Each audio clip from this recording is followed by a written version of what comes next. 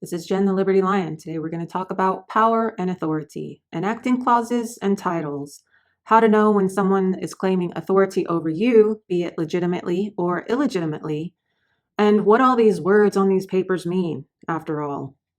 Stay tuned for a lot of information today on power and authority and how it's written down in enacting clauses and how it's been done this way throughout time. Like, share, and subscribe if you haven't already. And let's get started.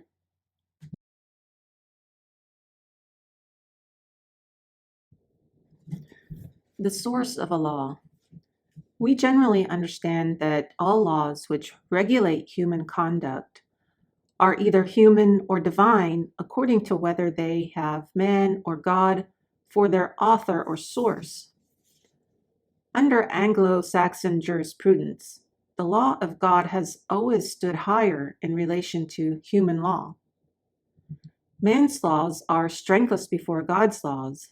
Consequently, a human law directly contrary to the law of God would be an absolute nullity.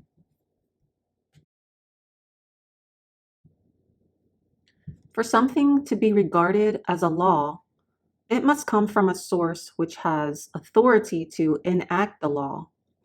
If a person is required to follow a law of another person or entity, then that person must in some manner or degree be subject to the lawmaking entity. Thus, the authority for a law depends on the source of the law and the relationship between that source and the one obligated to follow the law.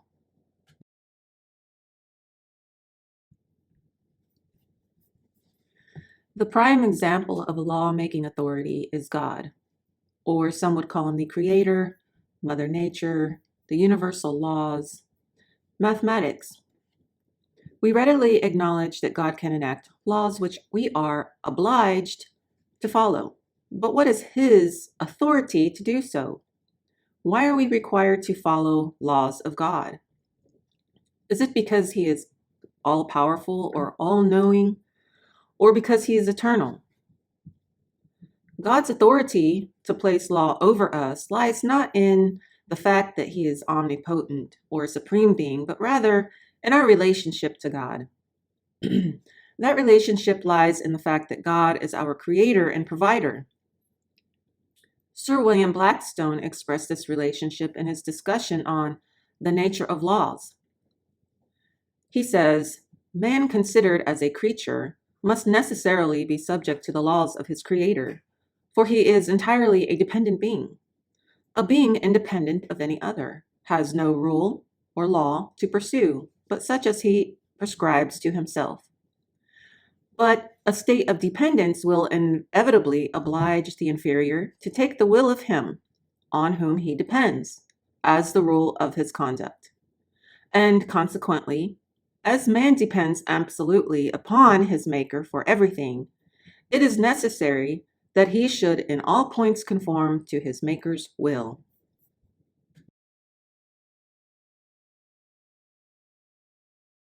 Who are you? Well, don't you think you ought to tell who you are first?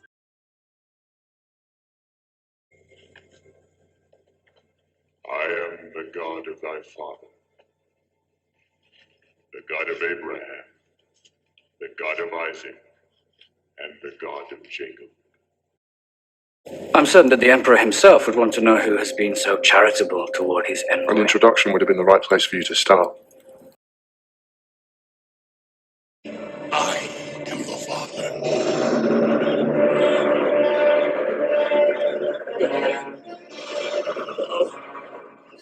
It's not true. That's impossible.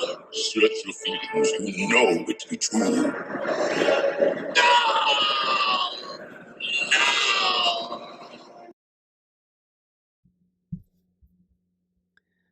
God or nature has the authority to make law we are subject to because we are creatures of nature and dependent upon it for the necessities of life. These things establish a relationship between us and nature, making us dependent on it. Because of these relationships, nature has authority to make laws we must follow. Similar to this is the authority of a parent to make laws which a child must follow. A parent is a lawmaking authority over a child not because the parent is stronger or bigger or even more intelligent than the child, but because of the relationship between parent and child. The child was produced by the parent and is dependent upon the parent. Thus, when laws come from that source, the child's parent, the child is bound to obey. The parent has authority over the child because of the relationship that exists between them.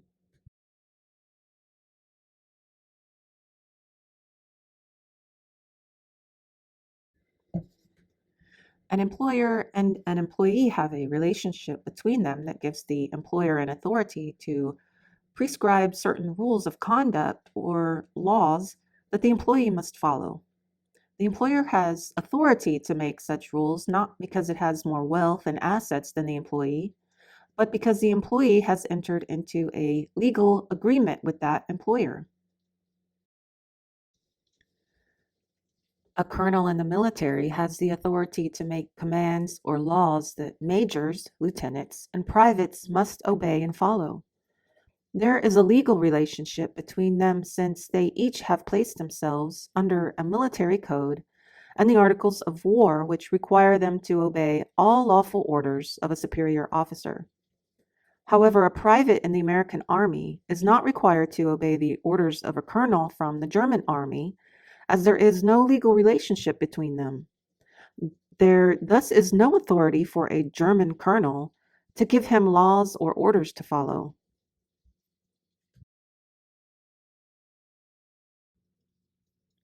A king or queen has the authority to give laws and commands which his or her subjects must follow because of their relationship to the king or queen as subjects of his or her kingdom.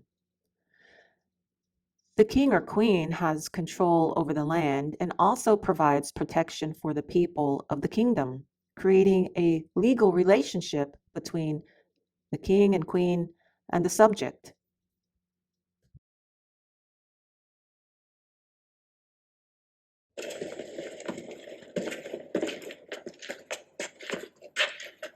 You stand in the presence of Daenerys Stormborn of House Targaryen, rightful heir to the Iron Throne, rightful queen of the Andals and the First Men, protector of the Seven Kingdoms, the mother of dragons, the Khaleesi of the Great Grass Sea, the Unburnt, the breaker of chains.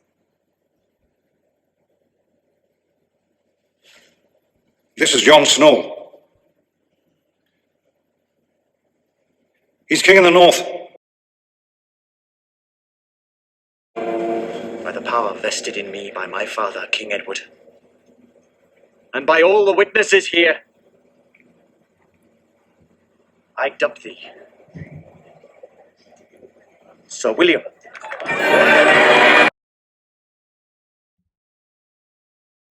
Today we have the situation of legislative bodies, such as the state legislature or Congress, existing as a source for making laws. The question we face is, what is the authority for these legislative bodies to make laws we are subject to? This can only be answered by determining the relationship we have with the legislative body in question. The fundamental concept of American government is that all political power which exists resides in the people.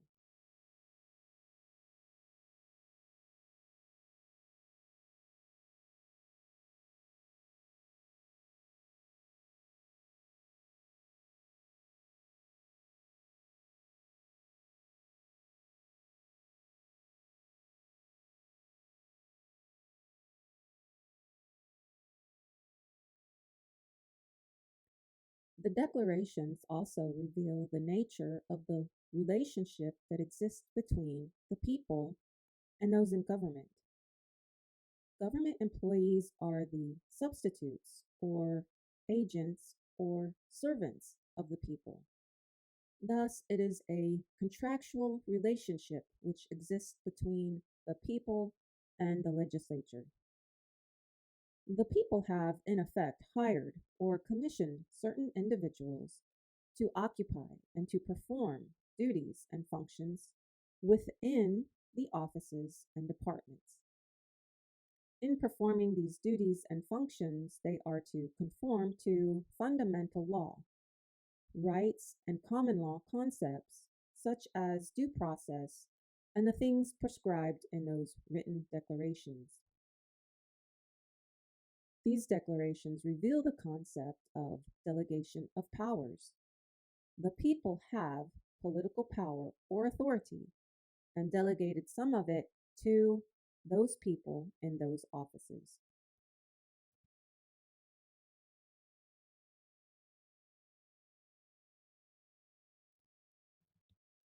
All written constitutions prescribe the mode and process of making laws.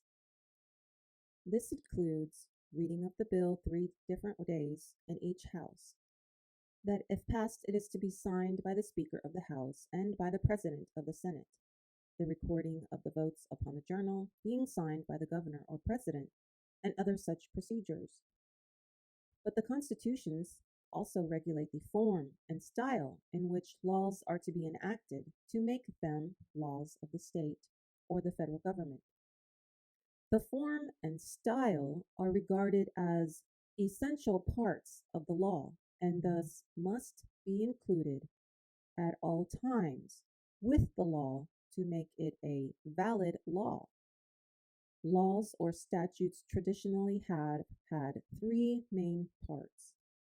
1, the title, 2, the enacting clause, and 3, the body.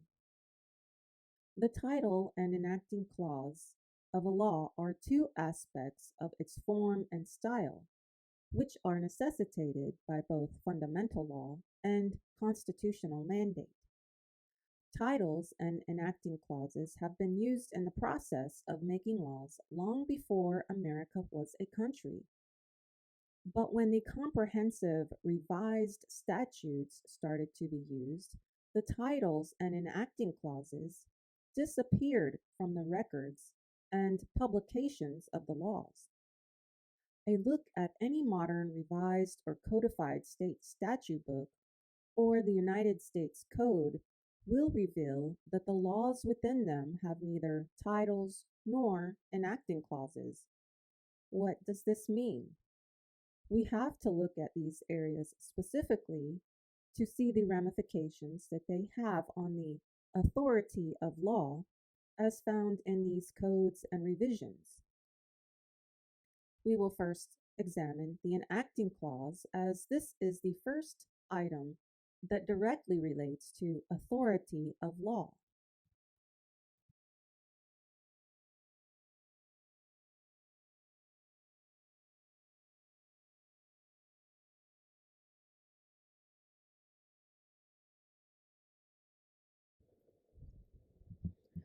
In 1891, there's a dictionary called Black's Law Dictionary. In this dictionary, the phrase federal government is so defined: the system of government administered in a state formed by the union or confederation of several independent or quasi-independent states. Also, the composite state so formed. In strict usage, there is a distinction between a confederation and a federal government. The former term denotes a league or permanent alliance between several states, each of which is fully sovereign and independent, and each of which retains its full dignity, organization, and sovereignty, though yielding to a central authority a controlling power for a few limited purposes, such as external and diplomatic relations.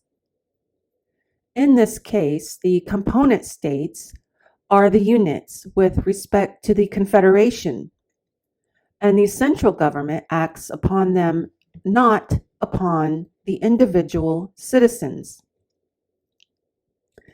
In a federal government, on the other hand, the allied states form a union, not indeed to such an extent as to destroy their separate organization or deprive them of quasi-sovereignty with respect to the administration of their purely local concerns, but so that the central power is erected into a true state or nation, possessing sovereignty both external and internal, while the administration of national affairs is directed and its effects felt not by the separate states deliberating as units, but by the people of all in their collective capacity as citizens of the nation.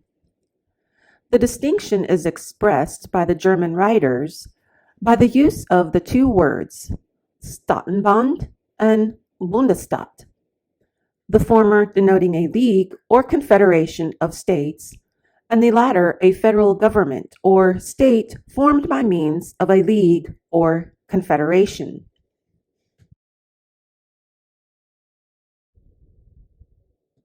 In the Articles of Confederation, we see that there is a distinction between the Confederation and the Federation. Within the Confederation, each state retains its sovereignty, freedom, and independence. Within the Federation, we see the United States delegated some certain powers. So we have a confederation called the United States of America in Congress assembled, or the style of the Confederacy being the United States of America, which had power over its creation, the Federation. The Federation, therefore, is called the United States, and when they're assembled, they are called the United States in Congress assembled. The United States, as we'll see in the Constitution, was given power to make laws for the federal lands. The United States of America was given power to make laws over the Confederate States.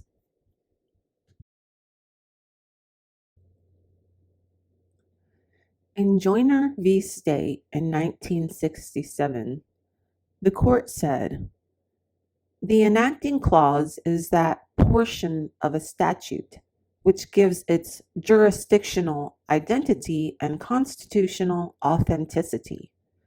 The purpose of an enacting clause is to establish the act, to give it permanence, uniformity, and certainty, to afford evidence of its legislative statutory nature, and thus prevent inadvertence, possible mistake, and fraud. The enacting clause gives a statute its constitutional authenticity, which makes its use essential since the Constitution is the source of the legislature's authority for enacting laws. A law cannot be regarded as coming from a constitutionally authorized source if it does not have an enacting clause. The enacting clause provides evidence that the law which follows is the proper legislative source of jurisdiction. This function and purpose of such a constitutional provision has often been expressly stated. What is the object of the style of a bill or enacting clause anyway? To show the authority by which the bill is enacted into law, to show that the act comes from a place pointed out by the Constitution as the source of legislation. The enacting clause is a short formal statement appearing after the title, indicating that all which follows is to become law, and giving the authority by which the law is made. There is no excuse for not using it. The enacting clause is the section of a bill or statute which establishes the whole document as a law. The enacting part of a statute is that which declares its enactment and identifies it as an act of legislation. Since the legislature, and not any other body or agency, is given certain law-making authority, and an enacting clause is necessary to show that the law in question comes from that duly assembled legislature. If any law is to have authority behind it, it must have an enacting clause preceding it, as is required by the Constitution and fundamental law. Taking into account the definition of federal government in Black's Law Dictionary of 1891, we would have a league of free, sovereign, and independent states. These states would be called the United States of America, and when assembled, they would be called the United States of America in Congress assembled. The Confederation has then its created state called the United States. The United States was confined by a constitution in what it could do, and it was confined onto the federal lands that it was either given or that it purchased. Those federal lands are the seat of government and the places purchased for forts.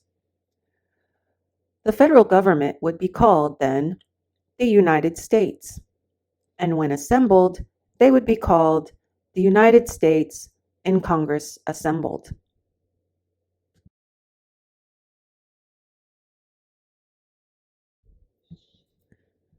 When Lincoln became president and the Civil War began, what appears to have happened is that Lincoln used the power of the military, the federal government, the United States, to wage war against its creator, the United States of America, and the people of the states.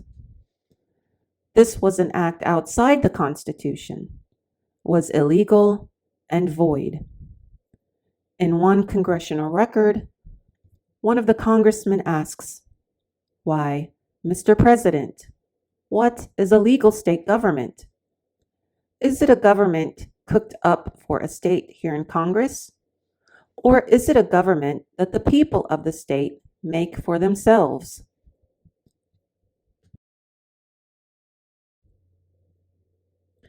In another federal record, we see the following, quote, "Whereas the Reconstruction Acts of Congress unlawfully overthrew their existing governments, removed their lawfully constituted legislatures by military force, and replaced them with rump legislators, which carried out military orders and pretended to ratify the 14th Amendment."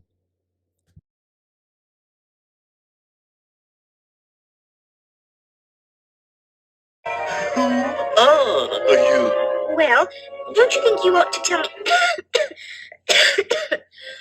who you are first? Why? In 1948, we saw that the federal government made law its enacting clause. The enacting clause is in 1 U.S.C. 101, entitled Enacting Clause. The enacting clause of all acts of Congress shall be in the following form, quote, "Be it enacted by the Senate and House of Representatives of the United States of America in Congress assembled." It is strange to me that the federal government is claiming the enacting clause of the United States of America, where the federal government under the Constitution was given the right to make laws only for the United States, being the seat of government and the places purchased. Therefore, the federal government's enacting clause should read, "Be it enacted by the Senate and House of Representatives of the United States in Congress assembled," as the Confederate Articles makes clear. The United States of America in Congress assembled created the federal government and called it the United States, and when assembled, It was called the United States and Congress assembled. Therefore, under the Constitution, to enact laws on the federal lands, the federal government assembles as the United States and Congress assembled. And when the states assembled for their own purposes, their enacting clause would be the United States of America and Congress assembled. They would not be one and the same. As we saw in Black's Law Dictionary, there is a distinction between the two types of states, the Confederate States and the dependent states, the federal states. The Confederate States created its dependent federal states. The federal states must comply with the Constitution, which must comply with the Articles of Confederation, which places the states in a position over the federal government. Therefore, the federal government could not have taken over the state legislatures, even if it had. In fact, it had no right, and therefore its acts and its reconstruction is void.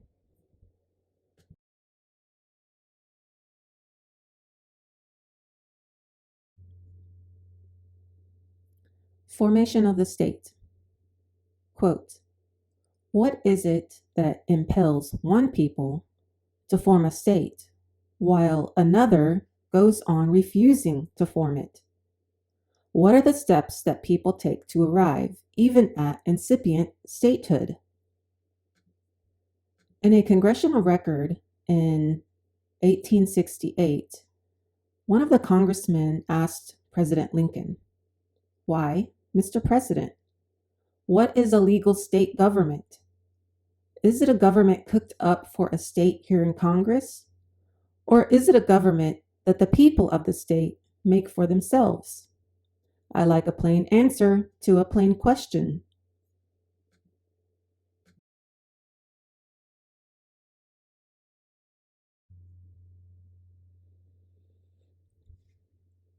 The missing link of the state. In a book called The Making of the State by M. Ruthnaswamy, he says, quote, we know so little about that most important stage in the history of the state, when the state first began to be, that we cannot form a more or less satisfactory picture of what happened at the beginning of things. We know especially little about the period when man made that leap from the no-state land into the land of the state, which is to us in the present state of knowledge a leap in the dark. The Statendammerung is as much wrapped in the mist of the Götterdammerung. The missing link of the state is as hard to find as that of man. And we cannot even build theories upon remains and skeletons as we have on those of man. For a Neanderthal state can never be found. The buried cities of Mesopotamia, or Khotan, or Yucatan, are the relics of grown-up political civilizations. And even from the ruins of a Pompeii, or a Herculaneum, or a Mohenjo-daro, or a Harappa, one cannot construct the size and shape and form of the government of a state. But from the traditions and memories of some peoples embedded in their early literature, and from hints revealed by archaic customs and beliefs, it is just possible to form a picture of the way in which the state may have come to life. End quote. We also saw in Black's Law Dictionary as part of the definition under federal government, where it is stated, the distinction is expressed by the German writers of the use of the two words Staatenbund and Bundesstaat, the former denoting a league or confederation of states, and the latter a federal government or state formed by means of a league or confederation. So what is a state, and what are the states of America, and what are the states of the United States?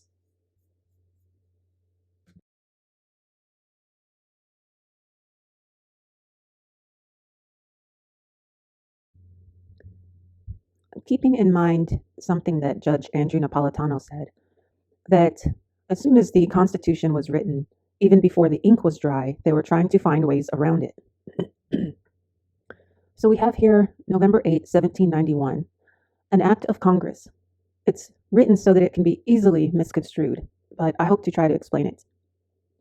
This is Statute 1, Chapter 1, an act granting further time for making return of the enumeration of the inhabitants in the District of South Carolina. Here is the enacting clause. Be it enacted by the Senate and House of Representatives of the United States of America in Congress assembled. Notice here it says the United States of America in Congress assembled. In other words, it appears as though this is an act by the Confederate States, as the United States of America in Congress assembled. The federal state would be the United States in Congress assembled. And it goes on to say that it shall be lawful, not legal, but lawful, for the Marshal of the District of South Carolina to complete and make return of the enumeration of the inhabitants of the said district to the President. The Constitution allows for the people of the federal lands, being the seat of government and places purchased for military posts, to assemble themselves as the United States in Congress assembled, and to do those things listed in the Constitution, which apply to those places, the seat of government, and places purchased for military posts. We see this in Article 1. All legislative powers herein granted shall be vested in a Congress of the United States, which shall consist of a Senate and House of Representatives. Again, we see this in Article 1, Section 8. The Congress shall have power to lay and collect taxes, duties, imposts, excise, etc., still limited to the federal lands being the seat of government and the military post, collectively the military state or the federal state. Here in the Articles of Confederation, where the preamble is, we see, to all to whom these presents shall come, we, the undersigned delegates of the states affixed to our names, send greeting. Whereas the delegates of the United States of America in Congress assembled. These were the people sent to Congress by the states. And they did on the 15th day of November in the year of our Lord, 1777, and in the second year of independence of America, agree to certain articles of confederation and perpetual union between the states of, and it lists the states.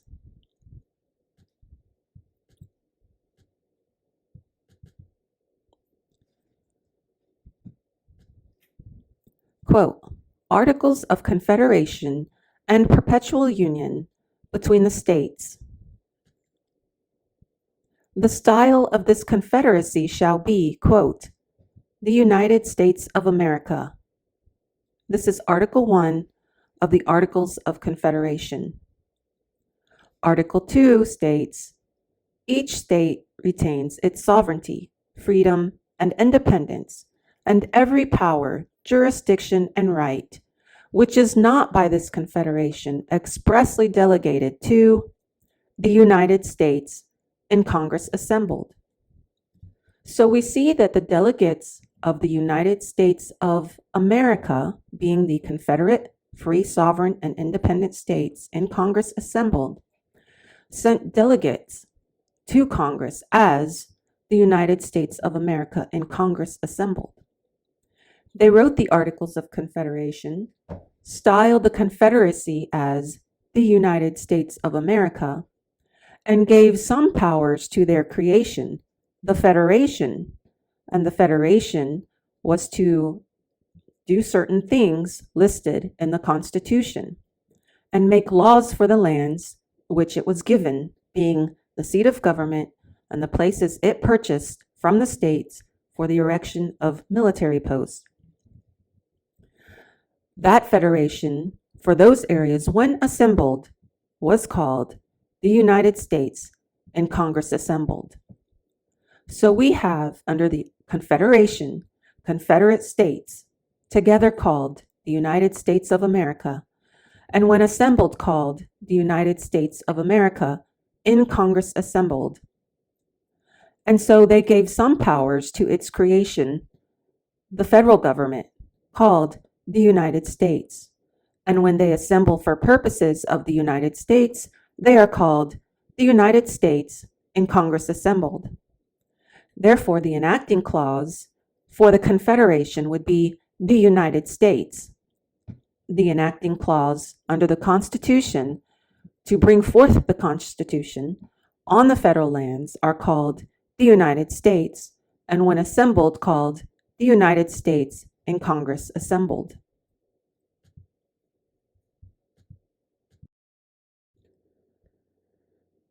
In Article 2 of the Constitution, we see the two offices of the President. In Section 1, we see the executive power shall be vested in a President of the United States of America. In other words, the executive power of the President lies in the Confederate state.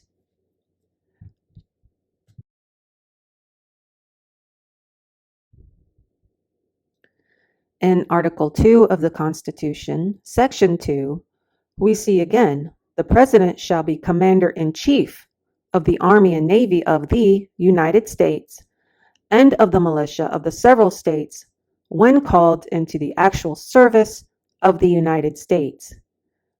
We gather from this that the President is the Commander-in-Chief under the Constitution, which is the federal state for military purposes. And as the Commander-in-Chief, he will command the Army and Navy, who stands at all times.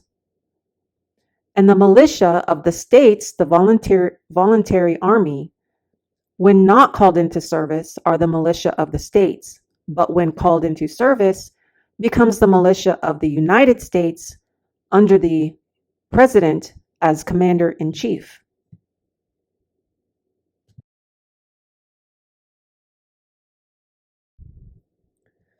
Keeping in mind that ancient laws are precedent over modern laws, we read two ancient laws prior to looking at the preamble of the Constitution. We should keep these in mind and many others like these when we look at the preamble of the Constitution. The servant cannot become the master. The tenant cannot become the owner. For the United States to assert power and assert itself over the sovereign of its creator, the United States of America, is nothing less than a tyrannical act, an illegal act. Treason, some would say.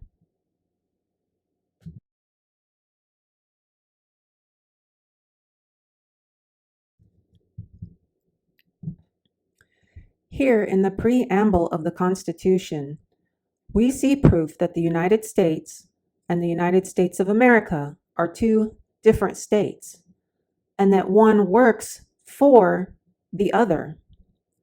If we read the first part of the first sentence and summarize the middle and read the last part of the last sentence, we can gather a very good idea of what the Constitution actually is. I read it as thus: we, the people of the United States, do some things for the United States of America. You could also read it as the federal state works to do some things for the Confederate States, or the federal state works for the Confederate state. Therefore, the enacting clauses would be quite different. We, the people of the United States, is one, and the United States of America is another.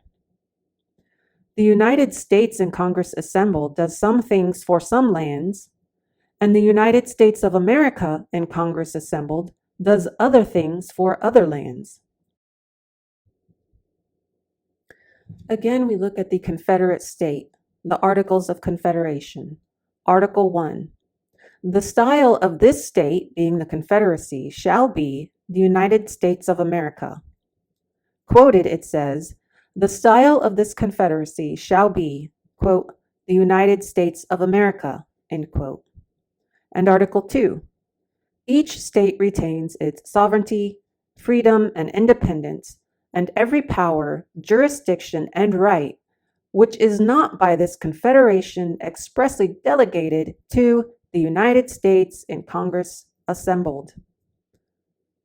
So how can you have a United States without first having created it? The only way the United States can be created is when states get together and unite.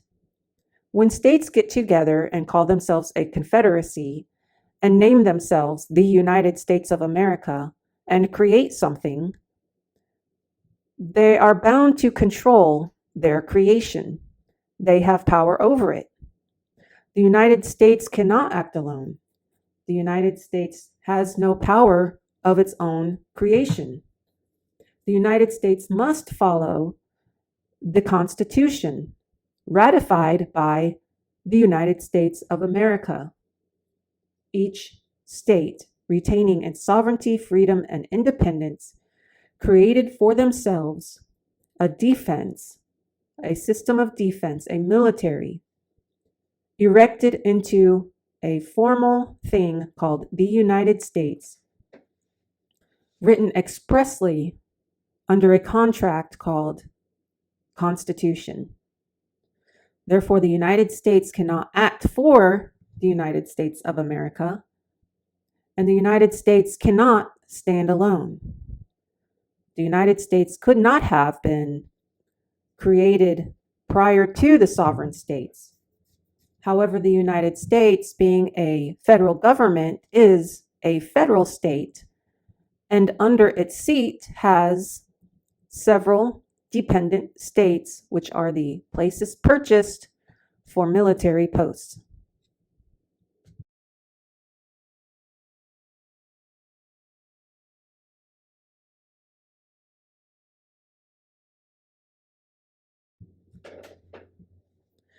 I started this video by explaining what an enacting clause is. That an enacting clause is a type of introduction in a written document, which states by what authority a person comes to do a thing. We saw several examples of an enacting clause in the form of an introduction. In Alice in Wonderland, the worm asks Alice, "Who are you?" And Alice replies, "Maybe I should ask you the same." God says to Moses, "I am the Father." When asked who he is, a soldier replies, an introduction would have been a good place to start.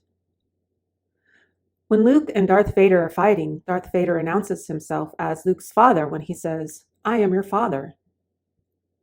The father is the authority of the family, not exactly over the family, but the speaker and businessman of the family. Employers are the authority over the employee while the employer is working. The commanders are authority over the troops, and the commander-in-chief is commander of the commanders. We see kings and queens are sovereign to their subjects. And finally, when knighted, it is said, "By the power vested in me, by my father, King Edward." This is the chain of authority for America. Legislative bodies make law only over those who are members of it. That the people are the members of the state. The state are the members of the Confederation. That the Confederation created a federation, and that the federation created military posts. And the military members on those posts are members of the federal state. That the federation has no power over the people of the states unless they are on federal lands and called to war. That the militia is under the control of the Confederate state, but that the federal government can call the militia under its power when the states unite for war purposes to fight an enemy, foreign or domestic. I reviewed the definition of authority, and I talked about how the delegates were ordered to amend the articles and list the federal state limited powers within it and limit those powers to the federal lands being the seat and places purchased. I stated that the Declaration of Independence was written by, quote, the United States of America, end quote, not the United States, as that agency had not yet been formalized on paper. We talked of Black's Law Dictionary and how the definition of federal government included within it the state that created the federal government, the Confederation. Article 2 of the Articles of Confederation stated that each state retained all its power except what was given to, quote, the United States in Congress assembled, the agency that was created by the Confederation. We talked of the style being related to how the enacting clause is written and includes its authority, and the Confederation is the United States of America. That the United States of America created a dependent state, a federal state called the United States. How the congressional record shows that members of Congress in 1868 were concerned that the federal government was overtaking the Confederation by calling the states illegal and using military force to take them over and install their own people, their own federalists, which brought the sovereignty of the states to its knees. The Reconstruction Acts were therefore an overthrow of the states by the federal government. The enacting clause of 1948 was stated for the United States. Federal states created by the Confederate state expanded the dependent federal states' powers by way of establishing in law the enacting clause of the United States of America under the limited powers of the United States. The exact necessity of the creation of the states is therefore a political thing and not necessarily a necessary thing. That its creation seems to be something created by men of the modern era and has not always existed. The missing link is a link missing from our education institutions. Basically, a lie which has been told by the Federalists, who have overtaken our state's sovereignty and the people's right to their own educational institutions, by stating that the Articles of Confederation were repealed or replaced, when in fact the Articles of Confederation, according to many documents on the record, were amended by a written constitution. The Constitution did not alter, abolish, repeal, replace the Articles of Confederation. It simply lined out the federal state and separated it from the Confederate state, which were two different states with two different levels of sovereignty.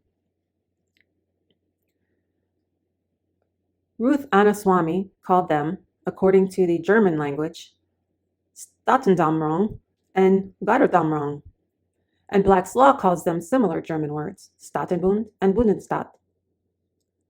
The Confederation can write laws for the states to do a thing, such as in the 1791 Act, the states as the United States of America in Congress assembled, directed the states to appoint a marshal and assistants to go onto the federal lands, being the United States, and count the inhabitants of those lands, and send the results to the President of the United States, who acts as Commander-in-Chief of the Land and Naval Forces.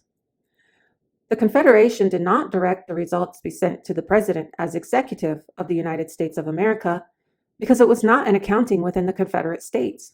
It was an accounting of those within the federal or military states.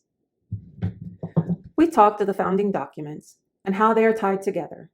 The Articles of Confederation being the Confederated States, Confederation being a firm league of friendship, and that the Confederation established two states, the Confederate States being the United States of America, and the federal states being the United States.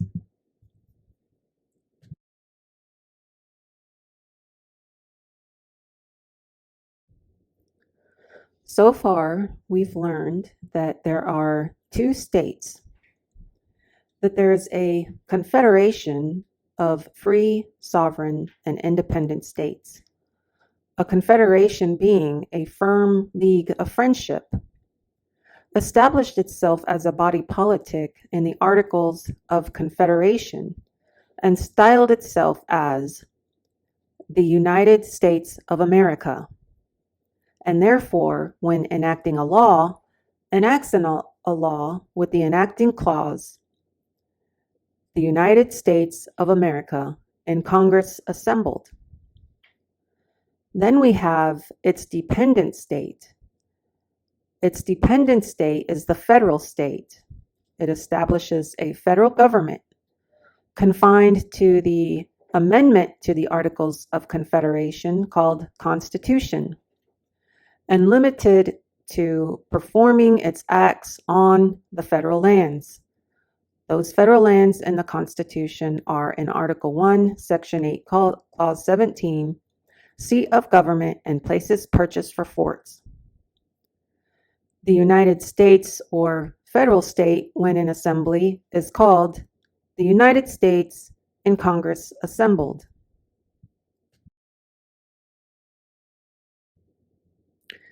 Therefore, we should have two enacting clauses and two different authorities. One, the enacting clause of the free states, or the Confederate state. Quote, the United States of America in Congress assembled, end quote. And two, the enacting clause for the military or United States. Quote, the United States in Congress assembled.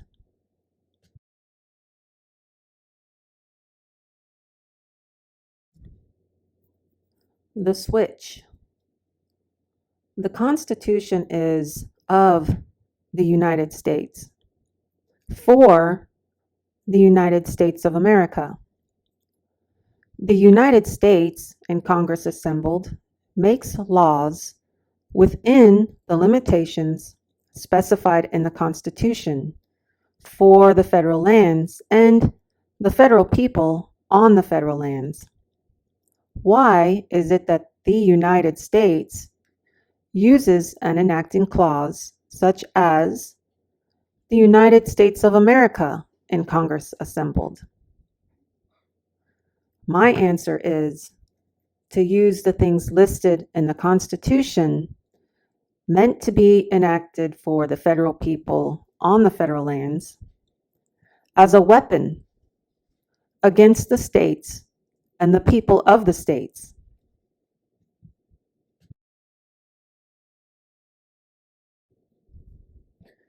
In Black's Law Dictionary under federal government, we saw, in strict usage, there is a distinction between a confederation and a federal government. The former, the confederation term, denotes a league or permanent alliance between several states, each of which is fully sovereign and independent and retains its full dignity, organization, and sovereignty, though yielding to the central authority by a controlling power for a few limited purposes, such as external and diplomatic relations. In this case, the component states are the units with respect to the Confederation, and the central government acts upon them, not upon the individual citizens.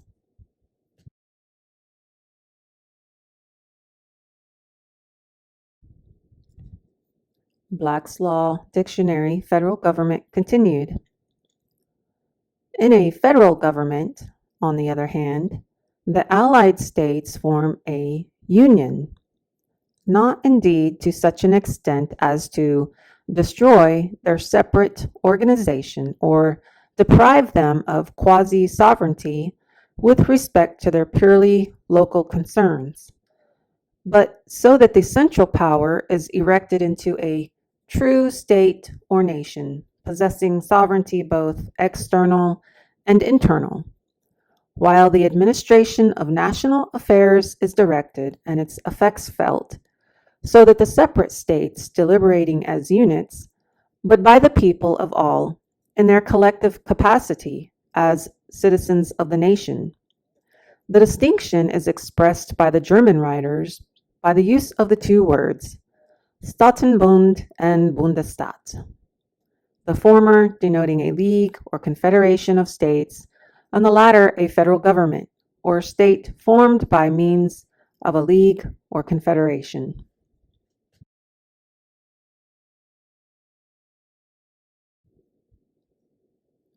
The word state is related to situation or situs, or situ, or standing, or political body. The Confederation, being a political body, is a state. The Federation, being a political body, is also a state. Each independent state having its own political body is a state.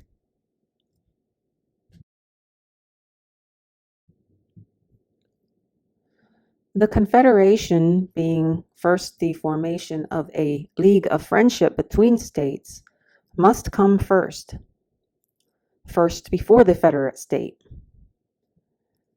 The United States of America in Congress assembled is the Congress of the Confederation. The Confederation consists of free, sovereign, and independent states, a league. Is Staatenbund by the German word. The Federation comes second after Confederation. The Congress of the Federation is the United States in Congress assembled. Is a federal state consisting of a seat of government and military posts. The German word Bundesstaat. By state is meant the situation or situs, the situ or standing, or a political body. The Confederation being a political body is a state. The Federation being a political body is a state.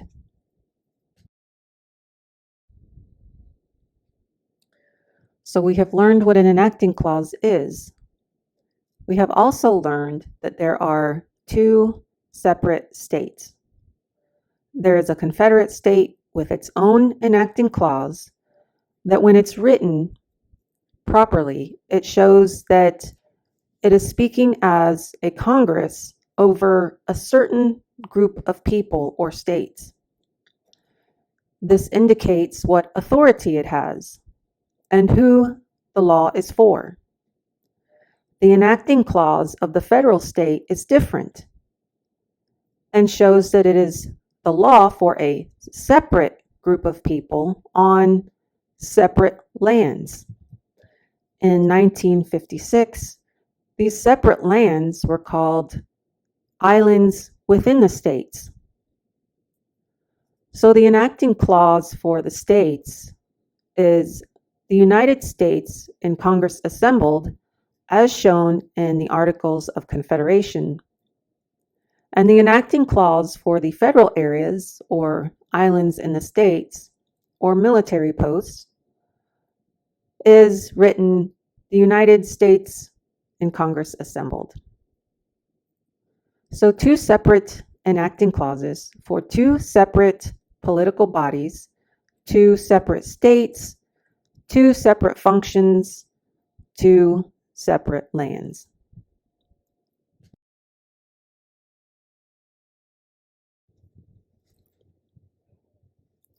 When the federal states pretend to be the Confederate state, we should all say, "This creature's that jump and slobber all over you." Ew! Get off of me! Ugh, as if!